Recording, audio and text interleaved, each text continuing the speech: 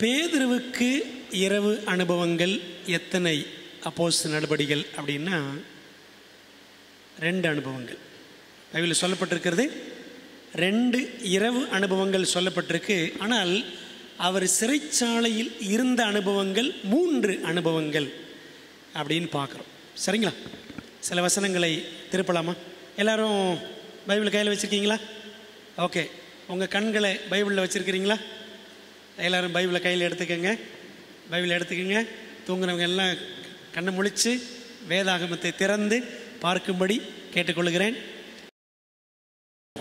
அப்போஸ்தலர் 4ஆம் அதிகாரத்தில் அவருடைய முதல் சிறைச்சாலை அனுபவத்தை பார்க்குறோம். 4ஆம் அதிகாரத்தில் பாருங்கள், இந்த 40 வயதுக்கு மேலான சப்பானி அவரை பேதுரு யோவான் என்ன செஞ்சாங்க? சுகமாக்கினார்கள். அது நிமித்தம் இந்த 2 பேர் சிறையில் தள்ளப்பட்டார்கள் என்பது முதல் அனுபவம். பாருங்கள், 4ஆம் அதிகாரத்தில் அப்போஸ்தலர் 4 வசனம் 23 வாசிங்க. அவர்கள் விடுதலையாக்கப்பட்ட பின்பு தங்களை சேர்ந்த இடத்தில் வந்து தங்களுக்கு சொன்ன யாவையும் அறிவித்தார்கள் அப்படின்னு வாசிக்கிறோம். இந்த 2 பேரும் பேதுரு யோவானும் ஜெயிலில் இருந்தாங்க. இது முதல் அனுபவம். 2வது 5ஆம் அதிகாரத்தில் நாம் பார்க்குறோம். 18ஆம் வசனம் 5:18 பாருங்கள். அப்போஸ்தலர்களை பிடித்து பொதுவான சிறைச்சாலையில் வைத்தார்கள். இது செகண்ட் எக்ஸ்பீரியன்ஸ், 2ஆம் சிறைச்சாலை அனுபவம் பேதுருவுக்கு. இங்கே தான் வாசிக்கிறோம் 19ஆம் வசனம். கர்த்தருடைய தூதன் ராத்திரியிலே சிறைச்சாலையின் கதவுகளை திறந்து அவர்களை வெளியே கொண்டு வந்தான் அப்படின்னு வாசிக்கிறோம். அப்போ போய் அடுத்த நாள் தேடி பார்க்குறாங்க, சிறைச்சாலை பத்திரமாக பூட்டப்பட்டிருந்தது. ஆரம்பத்தில் படித்தோம்ல, சிறைச்சாலை பத்திரமாக இருந்துச்சு. ஆனால் சிறை கைதிகள் அதில் பத்திரமா இல்லை. என்னாச்சு? தேவதூதன் அவர்களை வெளியே கொண்டு வந்து விட்டான். எங்கப்பா அந்த 2 பேரை காணோம் அப்படின்னு பார்த்தா அந்த 2 பேர் அங்கே போய் பிரசங்கம் பண்ணிகிட்டு இருக்கிறாங்க. சரிங்களா? இது 2வது சிறைச்சாலை அனுபவம். பேதுருவுக்கு சொல்லப்பட்டிருக்கிற முதல் ராத்திரி அனுபவம். அந்த 2 ராத்திரி அனுபவங்களுமே தேவதூதன் வந்து பேதுருவை விடுவித்த அனுபவங்கள். சரிங்களா? இந்த மெசேஜ் வந்து பாஸ்டர் ஜோமணி வந்து பண்ணியிருக்கணும். ஆனால் பாஸ்டர் ஜோமணிக்கு எல்லாம் இந்த திருநெல்வேலி பக்கம் பயங்கர மழை வந்ததில் அவர் சிக்காயிட்டார். அவரால் வர முடியல. நான் சொன்னேன், எப்பா நானும் தான் சிக்காக இருக்கிறேன் அப்படின்னு. இல்லை உனக்கு ப்ரே பண்ணுறேன் சரியாயிரும் அப்படின்னு. அதனால் அவர் வர முடியலை. ஆண்டவர் இந்த வாய்ப்பு எனக்கு கொடுத்துருக்கிறார். ஆகவே கொஞ்ச நேரம் தான் பேச போகிறேன், ஒரு 10-15 நிமிஷம்தான். எனக்கு ஜெபித்து கொள்ளுங்கள். சுருக்கமாக இந்த கருத்தை உங்களோடு பகிர்ந்து கொள்ள விரும்புகிறேன். பேதுரு 2 இரவுகள், அந்த 2 ராத்திரி அனுபவங்கள் அவர் சிறைச்சாலையில் இருந்ததாக சொல்லப்பட்டிருக்கிறது. சரிங்களா? 2 இரவு அனுபவங்கள். அதில் ஒன்று எங்கே இருக்குது? அப்போஸ்தலர் 5ஆம் அதிகாரத்தில் இருக்குது. இன்னொன்று அப்போஸ்தலர் 12ஆம் அதிகாரம். 12க்கு வாங்க. 12ஆம் அதிகாரம் ஆரம்பத்தில் படித்தோம் என்று சொன்னால், 12ஆம் அதிகாரத்தின் ஆரம்பத்தில் இந்த அதிகாரம் எப்படி ஆரம்பிக்குது? வாசிங்க முதல் வசனம். சிலரை துன்பப்படுத்த தொடங்கி ஏரோது ராஜா. எந்த ஏரோது ராஜா அப்படின்னா, மகா ஏரோதுன்னு ஒரு ராஜா இருந்தான்ல, இயேசு கிறிஸ்து பிறந்த டைமில் பிள்ளைகள் எல்லாம் கொலை செய்து சட்டம் போட்டான்ல, அந்த ஹெரோட் த கிரேட், மகா ஏரோதுடைய பேரன் இவன். சரிங்களா? பேரன்தான் யார்? இந்த ஏரோது அக்ரிப்பா 1. சரிங்களா? இவனுடைய முழு பெயர் ஏரோது அக்ரிப்பா 1. முதலாம் ஏரோது அக்ரிப்பா. 2ஆம் ஏரோது அக்ரிப்பா தான் நம்ம ஏற்கனவே படித்தோம். அந்த தம்பதி பற்றி படிக்கும் பொழுது அக்ரிப்பா பெர்னிக்கேயால் படிச்சிருக்கோம்ல. இந்த அக்ரிப்பா முன்னாடி பவுல் பிரசங்கம் பண்ணுவார். ஆகவே அவர் 2ஆம் ஏரோது அக்ரிப்பா, அதாவது இந்த அப்போஸ்தலர் 12 வரக்கூடிய முதலாம் அக்ரிப்பாவுடைய பையன். அவர் தான் 2ஆம் அக்ரிப்பா. சரிங்களா?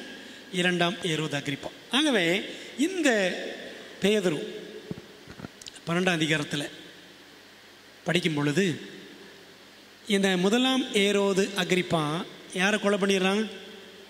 யாக்கோபை கொலை பண்ணிடுறான். அது யூதர்களுக்கு ரொம்ப சந்தோஷம். இப்போ அடுத்து யாரையும் பிடிச்சி வச்சிருக்கிறான்? பேதுருவையும் பிடிச்சி வச்சிருக்கான் ஜெயிலில். சரிங்களா? அது ஒரு பண்டிகை காலகட்டம். அந்த பண்டிகை டைமில் நிச்சய முடியாது, கொலையெல்லாம் பண்ண முடியாது. சரிங்களா? சரி, அது முடியட்டும். அடுத்த நாள் விடிஞ்ச உடனே பேதுருவையும் கொன்றுவோம் அப்படின்னு சொல்லிட்டு இந்த கொலைகார ஏரோது ராஜா ஆயத்தமாக இருந்தான். நீங்கள் பைபிளில் பாருங்களேன், இந்த ஏரோது ராஜாக்கள் எல்லாருமே கொலைகார பசங்க. சரிங்களா? என்ன மகா ஏரோதும் அப்படி தான், சின்ன பிள்ளைகள் எல்லாம் கொன்னான். இயேசு ஒரு யூதருக்கு ராஜா பிறந்துட்டாரே அப்படின்னு சொல்லிட்டு. ரெண்டாவது இன்னொரு ஏரோது ராஜா யார்? யோவான் ஸ்நானனை தலையை விட்டுனா பார்த்தீங்களா, அவன் ஒரு கொலைகாரன். ஏரோது அந்திப்பா அவன் பேர். இங்கே பார்க்குறோம்ல, ஏரோது முதலாம் அக்ரிப்பா யாரை கொலை பண்ணான்? யாக்கோபை கொலை பண்ணான். இப்போ அடுத்து யாரை கொலை பண்ண பார்க்குறான்? பேதுருவை கொலை பண்ண பார்க்குறான். சரிங்களா? இப்போ விடிஞ்சா யார் சாகணும்? பேதுரு சாகணும். சரிங்களா? அந்த நைட் என்னாச்சு அப்படின்னு படிக்க போகிறோம். சரிங்களா? யோவான் அப்போஸ்தலர் 12ஆம் அதிகாரம். 12ஆம் அதிகாரத்தில் 6ஆம் வசனம் படிப்போம். கொண்டு வரும்படி குறித்திருந்த நாளுக்கு முந்தின நாள் ராத்திரியிலே பேதுரு 2 சங்கிலினாலே கட்டப்பட்டு 2 சேவகர் நடுவே நித்திரை பண்ணி கொண்டிருந்தான். காவற்காரரும் கதவுக்கு முன்னிருந்து சிறைச்சாலையை காத்து கொண்டிருந்தார்கள். நல்ல கவனிங்க, இந்த பேதுருவை எப்படி காவல் பண்ணுகிறார்கள்? அப்பொழுது அந்த பேதுரு எங்க நித்திரை பண்றாரா? 2 சேவகர் நடுவே. 2 கைகளுமே, இந்த பக்கம் ஒரு சோல்ஜர் அவர் கையில் அப்படி கட்டியிருக்கோம், இன்னொரு கை இன்னொரு சேவகன். 2 கைகளும் 2 சோல்ஜர்ஸ் அவங்க செயின் போட்டு கட்டி வச்சுருக்காங்க. அவங்க கையோட யாருடைய கை? பேதுருடைய கை. சரிங்களா? அது மட்டும் கிடையாது. 4ஆம் வசனம் படி. அவனை பிடித்து சிறைச்சாலையில வைத்து பஸ்கா பண்டிகைக்கு பின்பு ஜனங்களுக்கு முன்பாக அவனை வெளியே கொண்டு வரலாம் என்று எண்ணி அவனை காக்கும்படி வகுப்புக்கு 4 போர் சேவகராக ஏற்படுத்திய 4 வகுப்புகளின் வசமாக ஒப்புவித்தான். சொல்லுங்க, எத்தனை சோல்ஜர்ஸ்? இப்போ வகுப்புக்கு 4 பேர். மொத்தம் எத்தனை வகுப்பு? 4 வகுப்பு. நானாங்க 16 சோல்ஜர்ஸ். இந்த 16 சோல்ஜர்ஸ் அப்புறம் கையில் கட்டியிருக்கிறது 12 பேர்.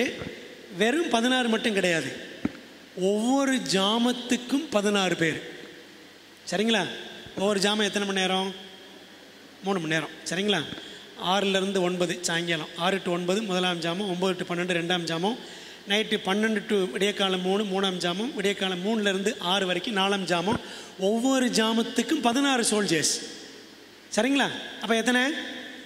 4 16 64. அப்புறம் கையில் 2 கட்டி இருக்கிறது 2 பேர். அப்போ மொத்தம் எத்தனை? 66 சோல்ஜர்ஸ். சாதாரண இந்த மீன் பிடிக்கிறவனுக்கு. சரிதானே? இவர் என்ன பெரிய கிரிமினல் வேலை பண்ணிட்டாரு? போய் பிரசங்கம் பண்ணார், அவ்வளோதான். பாஸ்டர் பேசும்பொழுது சொன்னாங்க, பவுல் அப்போஸ்தலர் 23:23 பவுல் அரெஸ்ட் பண்ணி பத்திரமா கூட்டு போனாங்க. எத்தனை பேர் கூட்டு போனாங்க கவனிச்சிங்களா அந்த வசனத்தை? 276 கப்பலில், 276 கப்பலில், அப்போஸ்தலர் 27. நான் சொன்னது அப்போஸ்தலர் 23:23. படிங்க அந்த வசனத்தை. அப்போஸ்தலர் 23. அவன் 100க்கு அதிபதிகளில் 2 பேரை அழைத்து செசரியா பட்டணத்திற்கு போகும்படி 200 காலாட்களையும் 70 குதிரை வீரரையும் 200 ஈட்டிக்காரரையும் ராத்திரியிலே 3ஆம் மணி வேளையிலே ஆயத்த பண்ணுங்கள் என்றும். ஓகே, 23 என்ன சொல்லுது? மொத்தம் எத்தனை பேர் கணக்கு போட்டு சொல்லுங்க. பவுலை காவல் காக்கிறதுக்கு எத்தனை பேர்? ஆமா, 470 ப்ளஸ் ஒரு 2 இருக்கும் பாருங்க. ஒரு 2 பேர், ஆரம்பத்தில் 2 பேர். சரிங்களா? 100க்கு அதிபதிகள் 2 பேர், அப்புறம் 200 காலாட்கள், 70 குதிரை வீரர், 200 ஈட்டிக்காரர், 472 பேர். யாருக்குங்க? இந்த குள்ளமாக இருப்பார் ஒருத்தர், குள்ளமாக இருப்பார், கொஞ்சம் திக்கி திக்கி பேசுவார், கண் பார்வை கூட கொஞ்சம் பிரச்சனை உள்ள ஆள் தான். யார்? பவுல். இவருக்கு 472 பேரும். காலம் வருகிறது, உங்களை என்னையும் காவல் காக்கிறதுக்கு 472 பேர் வரப்போகிறாங்க. நம்மளை காவல் காக்கிறதுக்கு 66 பேர் வரப்போகிறாங்க. ஆனால் அந்த குற்றம் செய்யணும். என்ன குற்றம்? பிரசங்கம் பண்ணணும். இங்கே மட்டும் இல்லை, வெளியில் போய். சரிங்களா? அப்படி ஒரு காலம் சீக்கிரம் வரப்போகிறது. விடிஞ்சா பேதுரு தலையும் போயிடும். பேதுரு எத்தனையோ தலையை வெட்டியிருக்கார், அப்படி தானே? பேதுரு எத்தனையோ தலைகள் வெட்டியிருப்பார். எந்த தலைகள்? மீன் தலைகள் வெட்டியிருப்பார். ஆனால் இப்போ இவர் தலை வெட்ட போகிறாங்க. சரிங்களா? ஆனால் என்ன செய்கிறாரு? நல்லா தூங்குறாருங்க. எப்படி தூங்குறார் பாருங்களேன். அப்போஸ்தலர் 12 வாசிங்க, வசனம் 7 படிங்க. அப்பொழுது கர்த்தருடைய தூதன் அங்கே வந்து நின்றான். பேதுருக்கு தெரியல. தேவதூதன் வந்து நின்றான், பேதுருக்கு தெரியல.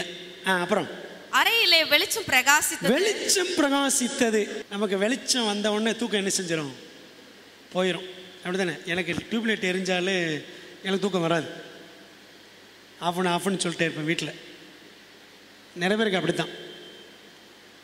டியூப்லைட்டுக்கே நமக்கு தூக்கம் வராது. ஆனால் இந்த டியூப்லைட்டுக்கு, இந்த பேதுருக்கு பாருங்களேன், தூதனுடைய வெளிச்சம் பிரகாசித்தது. ஆனால் என்ன பண்ணுறாரு? உடனே தூதன் வர்றாரு, இவர் தூங்கிட்டு இருக்கிறாரு.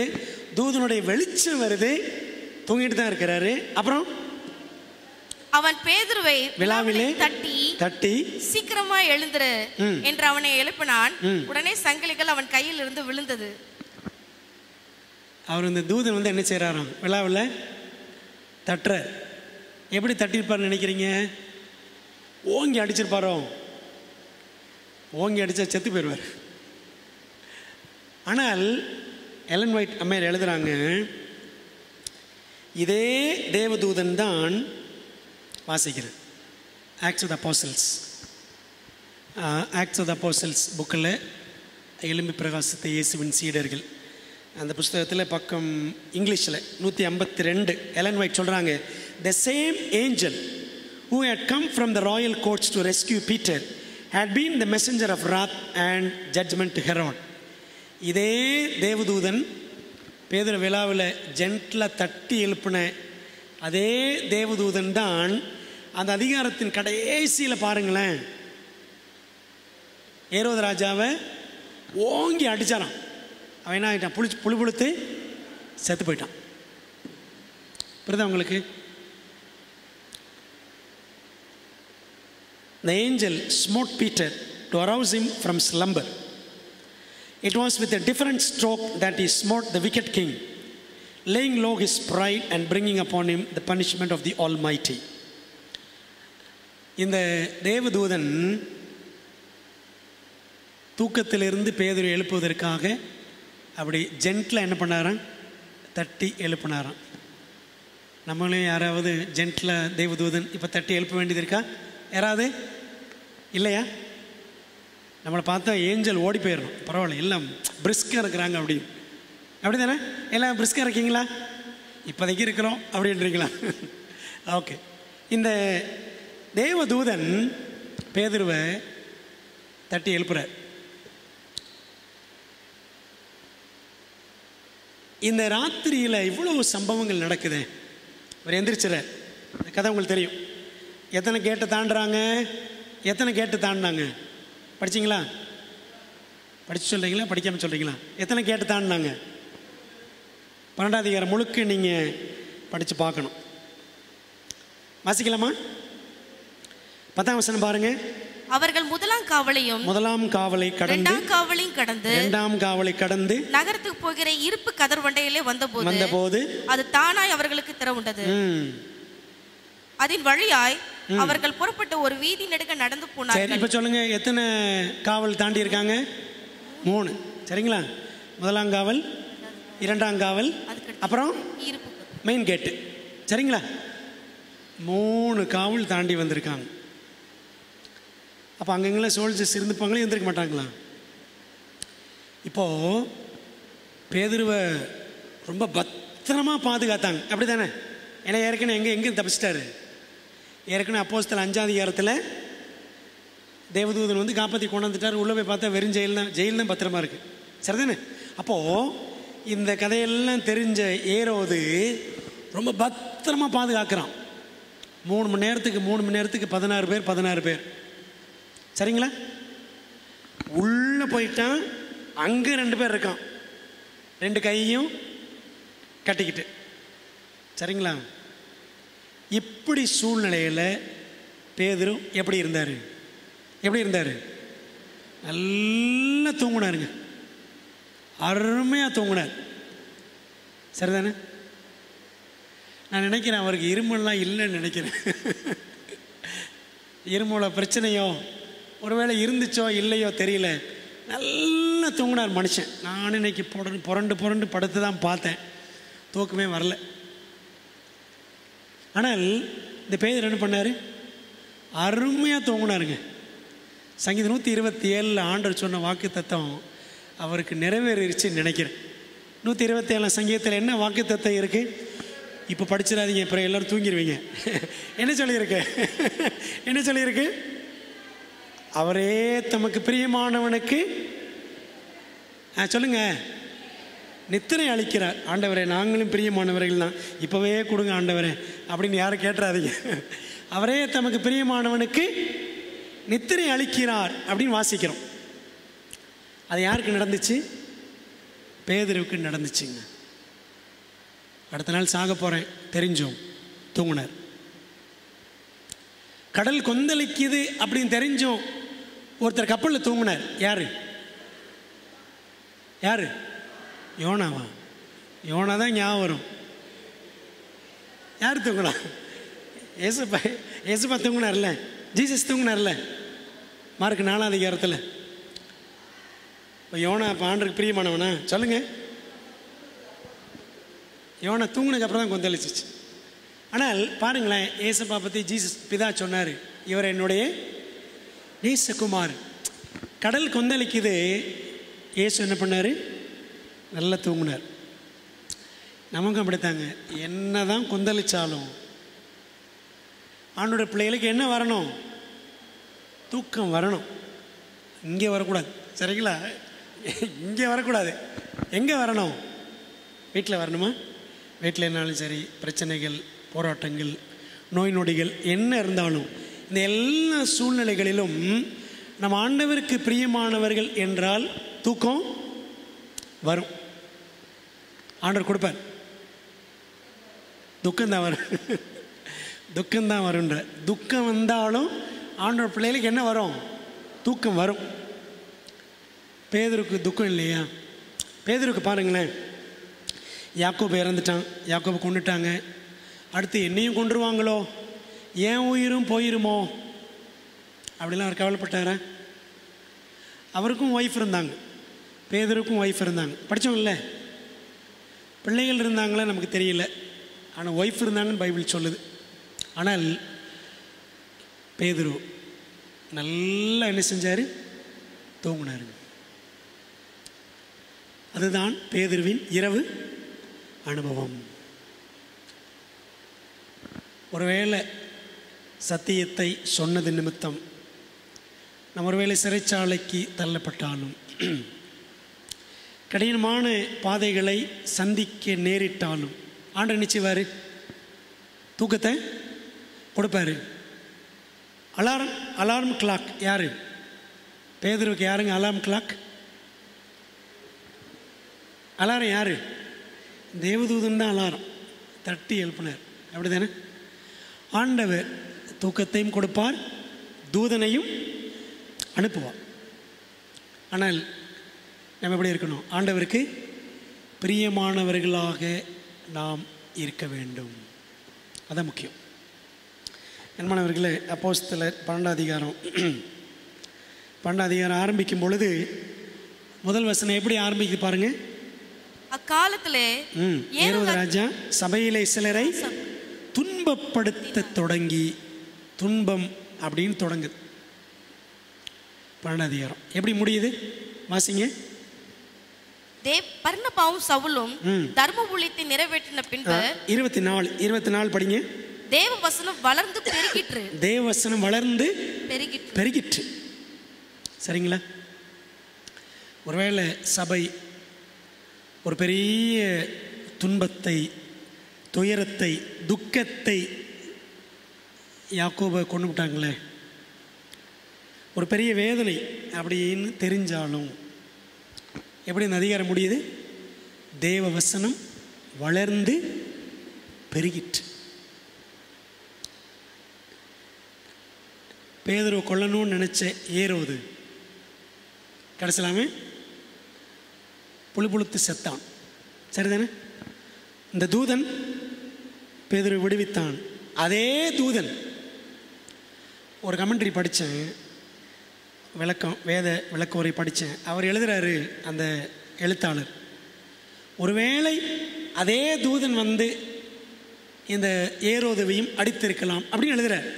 ஆனால் எலன் ஒயிட் எழுதும் பொழுது தெளிவாக சொல்கிறாங்க, த சேம் ஏஞ்சல், அதே தூதன் வந்து யாரையும் அடித்தான்? ஏரோதுவை அடித்தான். அன்பான தேவ பிள்ளைகளே, நமக்கு ஒரு நல்ல ஒரு பாடம், ஆறுதலான பாடம் என்ன அப்படின்னா, தேவன் தம்முடைய பிள்ளைகளை விடுவிப்பார். தேவதூதர்களை கொண்டு விடுவிப்பார்.